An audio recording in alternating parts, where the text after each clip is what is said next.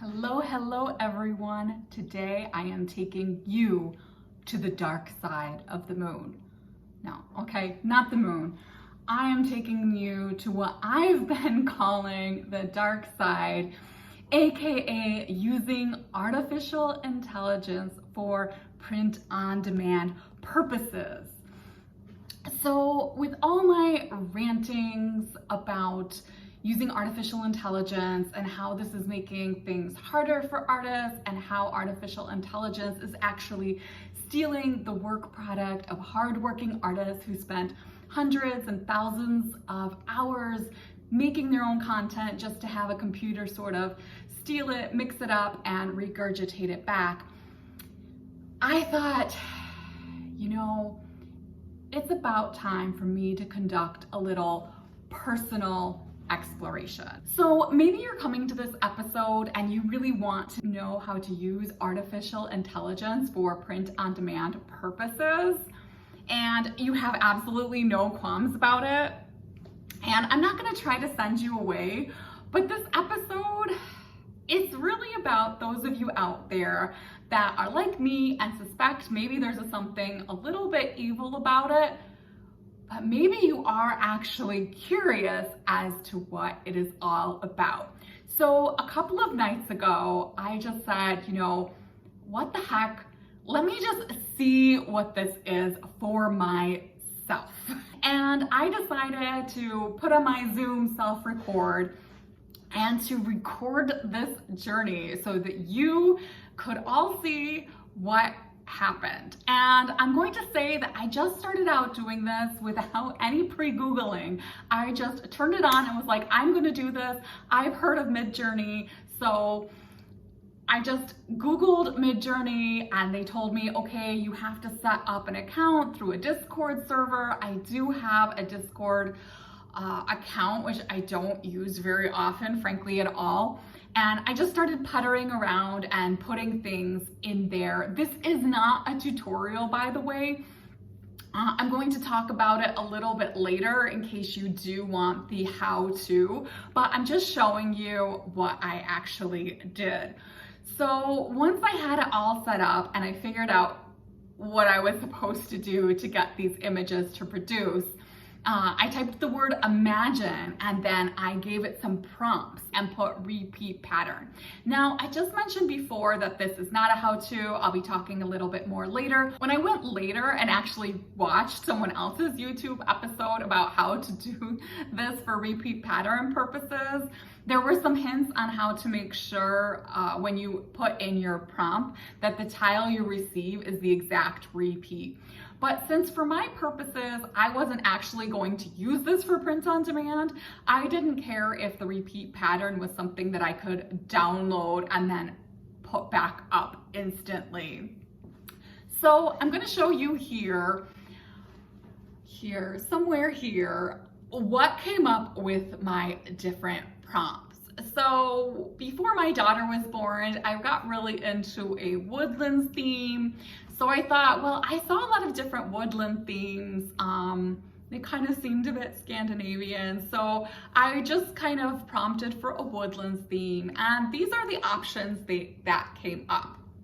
Now, at first glance, I did think, wow, these do look like some pretty decent repeat pattern, something that maybe I would have even purchased for my daughter's room.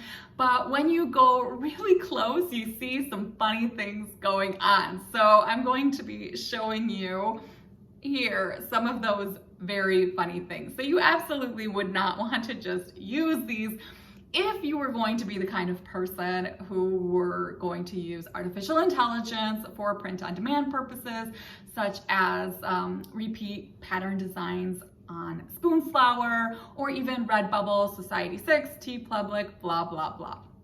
Okay, so then I decided to choose a couple of more themes. I wanted to look at some prompts for kind of a magical garden, because I'm a part of a Facebook group that's working on some patterns for a magical garden.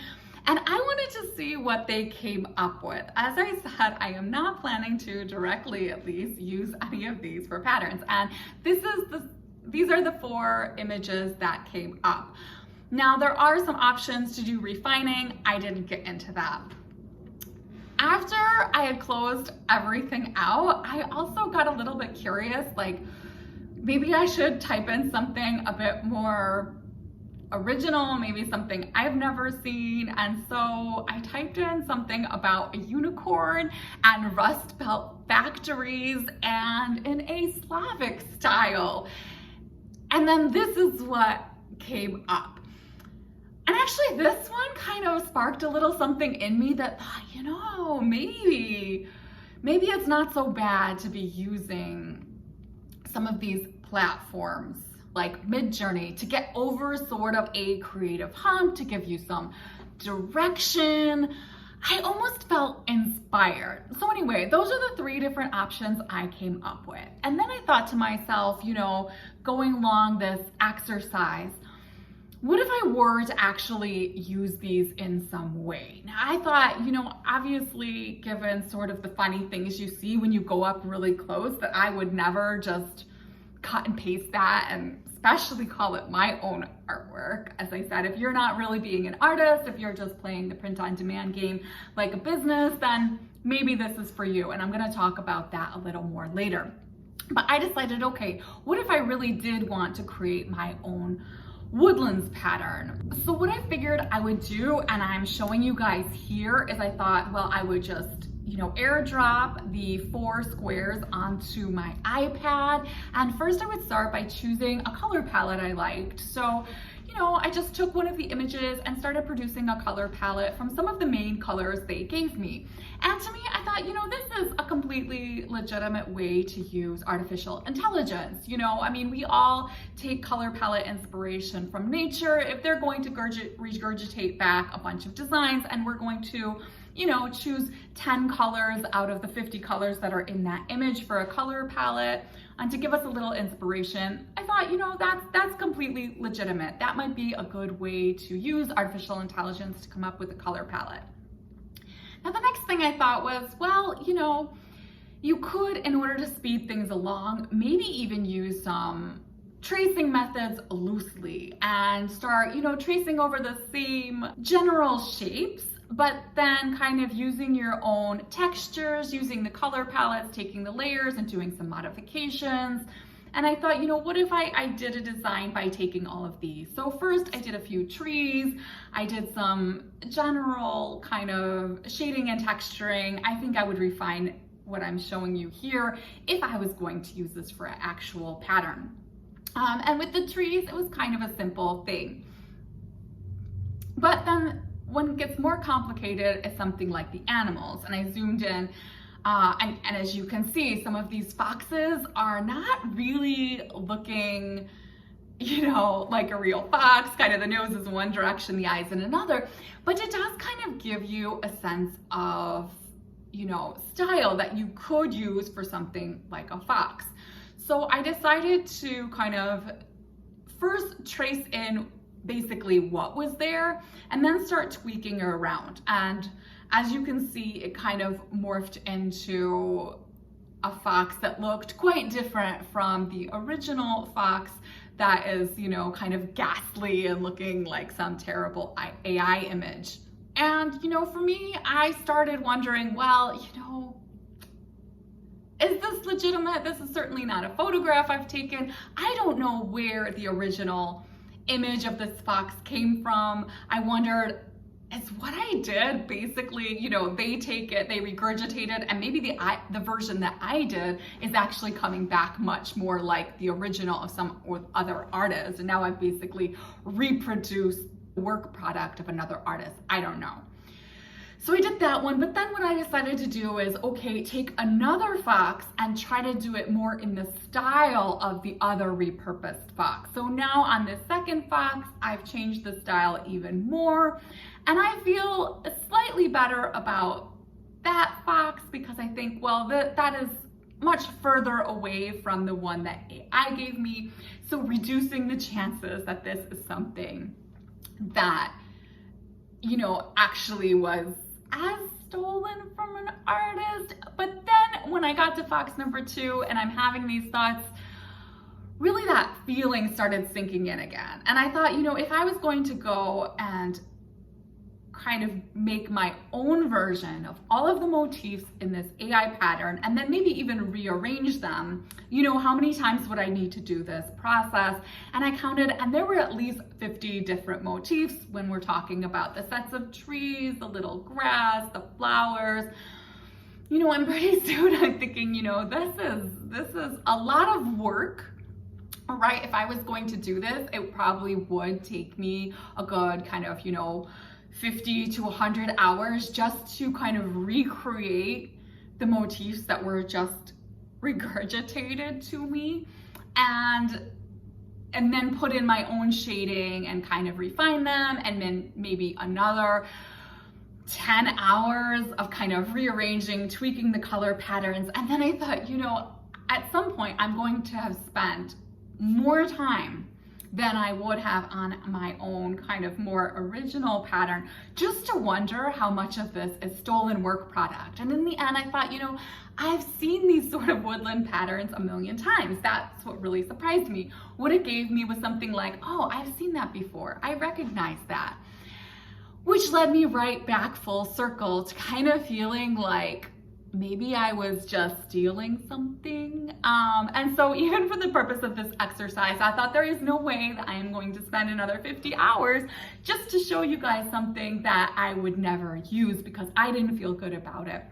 Even if I put these things in my personal style, I just couldn't tell how much of it had been stolen. And I just personally still don't think that that's right. Now, as I said, I think kind of taking the color palette, even maybe some placement options, or even the motifs itself, like, okay, a fox came up, maybe I can go to the zoo, get some photographs of fox, and then create my own. We definitely all use reference photos when we're doing our artwork, at least most of us do. Sometimes we even use some reference photos that we haven't taken ourselves, as long as we're, maybe using 10 different reference photos to create one thing and really doing it in our own style. But I don't know, it didn't make me feel right. And as I said, I don't think it was going to save me that much work. But one thing that I did realize is I thought, if I do sit down and do this process of taking these AI generated patterns and then kind of recreating them in a bit more of my style, I do think that would make me a better pattern designer, because as I said, 50 motifs is a lot, and I don't tend to use that many motifs, but I think that's part of what makes these AI patterns from a distance look so good, is their complexity. And that's something personally that I could work on, because I do have a problem with patience. I like to say it's because I'm a busy person with a full-time job, running my own other business, doing this podcast, single mom of a 1-year-old. But it's also an issue with patience, right? Because I still, in the end, spend a lot of hours, but just to produce more patterns, more fine art, when I could spend all of that time and produce, higher quality, but less quantity. Okay, so for those of you who are wondering the real kind of how-to, after I had sort of packed this up and gone to bed, I did take my laptop to bed, and I saw a how-to on how to make patterns for print on demand using artificial intelligence, and I am sharing that in the below link. But what kind of really disturbed me and set me off a little is how easy this was. And the person that is doing this tutorial that I'm linking below shows you how to make sure you're typing the right things in the prompt so that it is exactly just cut and paste, right? You don't have to do anything. And what he acknowledged things like animals and people might be harder because they're going to produce these sort of wonky effects, and then you're going to have to go into another program to fix it. And I watched some other tutorials. There are some free programs if you don't have Photoshop. I think it was Photopea, something. You can take some free software and just sort of edit out those wonky things. But basically, if you want to do something like a floral, you run less of a chance of having these kind of wonky, ghoulish looking AI characters. So this person really, they did a floral prompt, And in approximately 30 seconds, they had a complete repeat pattern, a beautiful looking floral. They put it up on Redbubble. Then they just used the tiling feature to instantly make all over prints and all kinds of images like phone cases and all of these kind of things. And I did find this incredibly disturbing because I bet this beautiful floral that was, kind of stolen is not that different from some floral that AI found on the web that was created by someone and put on a site like Spoonflower or other print-on-demand sites, or even not on print-on-demand sites, but, available online. So I found this so disheartening that someone with, about, I would say it took me, without even watching a how-to, about 20 minutes how to kind of figure out the basics, maybe not even, probably like 5 minutes. And then if you watch this other one, to someone who's never even used print on demand, probably could in about 20 minutes figure out how to create a maybe more complex and nuanced repeat pattern than I have in my year and a half, 2 years of working on this, and have it up for sale. In about 20 minutes, some non-artists could just do this, and they could be, putting it on Spoonflower. They could be making, tons of sales. And as I said, they did this, about 20-minute learning curve. It takes about 1 minute to do it, maybe 5 minutes to put it up. If you want to do tags, 10 minutes. You could spend an hour, make 6. You could see by the end of the day, you could be having whole catalogs on sites like Spoonflower. To a fill-a-yard, you could be selling it. Meanwhile, the person who actually basically painted those original florals with, a little bit of difference that the machine took, might be making 50 cents, from the one that they put up because it took them so long to get there. Well, these people that are just kind of mass using these tools are going to be making hundreds, if not thousands of dollars from this process. Now, this is one of the reasons sites like Society6, Redbubble, and TeePublic are changing their fees. It costs too much for them to host everyone on their servers because people are putting up, 10 images a day, 20 images a day, 50. There's been some caps. And, do these sites really need you? Redbubble could just, if it wanted to allow this kind of AI art, they could just hire someone in-house for, minimum wage basically, that could just do this process, put up a bunch of products, and some of them would look beautiful. And they probably don't want to do this because they know that this is just a kind of a copyright issue waiting to happen. Or maybe they just, they can take the cents and dollars from the people who are willing to sit down and basically just churn out these designs for free. They can just benefit from that minor labor. But for us artists, there is really a question. What is the future for especially surface pattern designers? I know you probably are watching courses, maybe getting sold to courses to say, yes, there's space for you. And yes, there is, but that space for you is shrinking. And, these tools are becoming so good. I think all I'm saying is if you do want to go into surface pattern design or print on demand as a true artist, I think you really are going to need to work on having kind of a cohesive signature style. You're going to want to diversify, make sure you're not putting all of your eggs in one basket. And kind of work on your brand, because in the end, people still want to buy from you if they know who you are. People do want to support artists more than they want to support someone that's just kind of taking AI and just putting up 1 million images a day. So you really want to work on kind of your personality, your persona, your brand. I hate to always be kind of the bearer of semi-bad news, but I do like to give it straight to you because at least at present, I have no plans to be selling some course to you. I want to actually be there for artists, be there for a community. I love all the new subscribers I'm getting, and I know a lot of those subscribers are people that are interested in leveraging, digital tools to make money. And well, even if I don't condone all of them, I hope to be a resource for every kind of artist. I do think that these tools maybe do have some benefits in terms of giving you inspiration. I don't know where that ethical line is. I haven't decided myself. I wouldn't be opposed if I was making patterns to type in some prompts and see what comes up. I do think it's incredibly interesting, and I felt a little dirty doing it, especially knowing people can go on Discord and see my name, that I did these prompts, and they might be thinking, oh, is our art real? Is she a real artist? Is she stealing too? But I owed it to myself and to you guys to check out the very thing that I've been disparaging a little and to go to the dark side. So I hope you've liked this journey to the dark side. If you found value in this episode, please consider subscribing, hit the like button. I'd love to know, are you using AI?